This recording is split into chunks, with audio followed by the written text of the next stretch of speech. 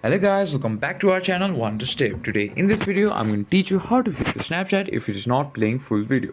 So first of all you need to check your internet connection. As you can see, my internet connection is all stable and it is working fine. And if it is still showing any problem, then you should turn off your Wi-Fi and turn it back again. So next step is you should restart your mobile phone. So after restarting your mobile phone, your video will be playing normally.